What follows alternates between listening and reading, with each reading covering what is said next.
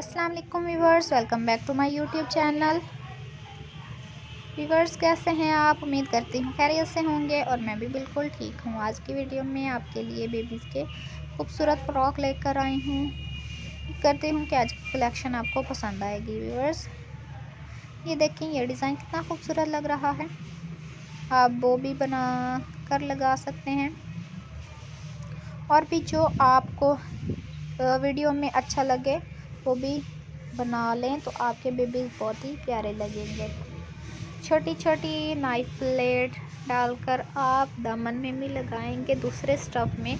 जैसे printed stuff होता है तो आप सिंपल स्टफ़ लगाकर डिज़ाइनिंग करते हैं तो आपका डिज़ाइनिंग अच्छी बन जाती है। हम आपको छोटी छोटी टिप देते हैं कि आप डिज़ाइनिंग जिस तरह से करना चाहें, जो आपको इजी लगे और जो आपके बेबीज़ पर अच्छी लगे, बस उस डिज़ाइन का इंतखाब किया करें।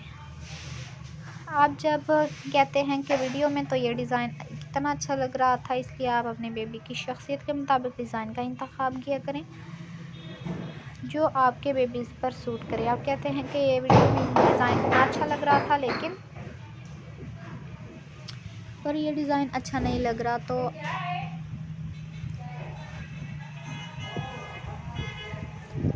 अपनी ख्वाहिश के मुताबिक अपने बेबीज़ को अच्छी लुक दे सकते हैं। व्यूअर्स, बहुत ही खूबसूरत है।